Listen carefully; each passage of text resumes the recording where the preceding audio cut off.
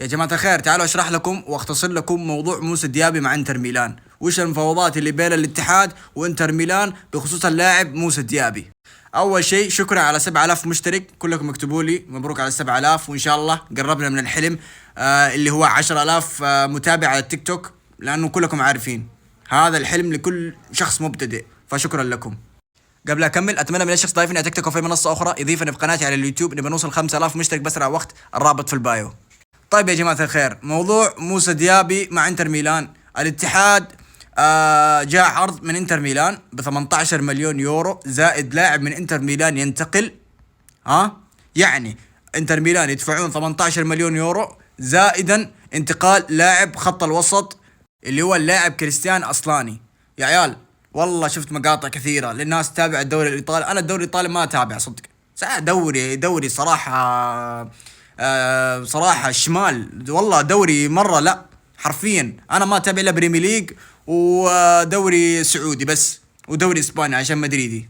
لكن ما سمعت كلمة طيبة عن ذا اللاعب، والله ما في كلمة طيبة. كل الناس اللي تتابع الدوري الايطالي يقولون لاعب مو كويس، اخذ فرصته مع انتر ميلان، اخذ فرصته مع انزاغي، واخذ فرصته مع ناس كثير، في النهاية اللاعب سيء يا جماعة الخير. اللاعب اللهم انه ايش، عنده تسديدات قوية، كمان جايبين لي لاعب وسط ابيضاني. مو عنصريه يا جماعه الخير، بس صدق والله ما عاد نبيه.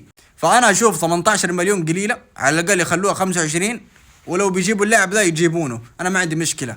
لكن صدقوني في اجواء النادي يقولون انه ديابي ممكن يقدم موسم جدا عظيم. ليش؟ هو اللي مقدم في المعسكر حاجة خرافية، من أهداف، من انضباط جسديا، فنيا، لياقيا، بدنيا، كل شيء المدرب معجب فيه. حتى هذه جميع مباريات الاتحاد في شهر أغسطس. الاتحاد ضد الجزيرة في ملحق دوري أبطال آسيا للنخبة، أول مباريات الموسم لنادي الاتحاد. مباراة جدا مهمة، مباراة جدا مفصلية، راح تحدد هل معسكرنا كان كويس ولا لا، هل المدرب قادر ولا لا. والله حتى لو المدرب خسر في ذي المباراة ما تقدر تلومه، ما عنده عناصر.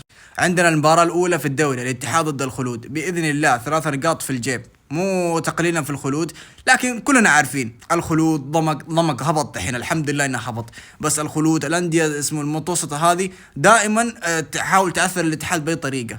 حرفيا عندهم لعيبه هنا، شفت اللقمه اللي توقف هنا، هم زي كذا.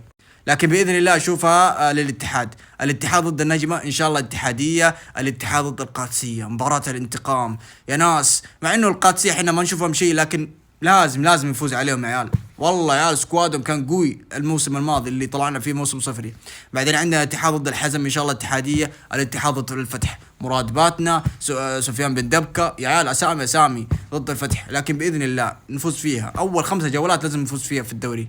الموقع المختص بنادي الميريا، مالك نادي الميريا يعرض اللاعب المحور السنغالي ديون لوبي. يا عيال والله من اسمه ديون، احنا اللي علينا ديون، مو بهو. ديون لوبي يا عيال، انا اشتريت يا عيال اللاعب ذا، انا كنت متابعه يا عيال، لعيب يا عيال، هادي بالكوره يا عيال، يعرف يمشي بالكوره يا عيال، اللاعب كويس. بس اللهم انه ما هو مسلم، لانه نسبة الاسلام في السنغال هذه معلومة بس، نسبة الاسلام في السنغال اتوقع 98%، الا هذا. يعني سابوا كل اللعيبة السنغال المحاور وجابوا لي واحد نصراني. لكن ما علينا، بيحرث الملعب حرث يا جماعة الخير لو جانا، هذه لسه كلام، ما في شيء اكيد. اوكي، تبقت 10 ايام على انتهاء فترة رئاسة فهد سندي. والله فهد استغفر الله، بس ما ودي اغلط، ما ودي اكل عدس يا ناس. يلا هانت، تخيلوا يجددون معاه كمان 3 اشهر، ولا يجددون معاه سنة ثانية. والله العظيم بنجلط انا يا عيال، وش الناس هذه يا اخوي؟ احفظ وجهك واترك النادي. محاور نادي الاتحاد المتوقعين امام الجزيرة الاماراتي في ملحق دوري ابطال اسيا للنخبة: راكان الكعبي اللي كان بديل عوض الناشري، وعندك اللهم صل على محمد شو اسمه ذا اللاعب ذا، حسام عوار. هم المحاور في مباراة الجزيرة المتوقعين، لانه ما عندك محاور، ما عندك شو اسمه ذا راكان كعبي اوكي محور، وعندك شو اسمه حسام عوار صانع لعب، بلاي ميكر، يلعب خلف المهاجم. والله يعني هذا ما يفيدك في شو اسمه الا قدام. لكن شو نسوي؟ الله فوق، الحمد لله على كل حال، بس الحمد لله، ما نقول غير الحمد لله. رسميا تم حسم صفقة فارس عابدي يا جماعة الخير. فارس عابدي لاعب لنادي الاتحاد، هذه بحسب صحيفة المدينة.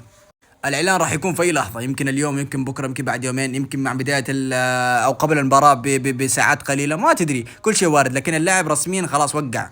المدرب هانز فليك الالماني ابلغ نادي الاتحاد بانه غير مقتنع مع الحارس او بالحارس رايكوفيتش. طب يا خالد انت ليش حاط صوره نواف العقيدي؟ بحسب اخر اخبار نادي الاتحاد راح يدخل بقوه في مفاوضات مع اللاعب نواف العقيدي، ويبغى هو يكون الحارس الاساسي في نادي الاتحاد، وتوجد رغبه ملحه من نادي الاتحاد للتعاقد مع الحارس السعودي نواف العقيدي. والله يا جماعه الخير حارس كويس، بس هل نعتمد عليه؟ هل نعتمد عليه ولا نجيب اجنبي؟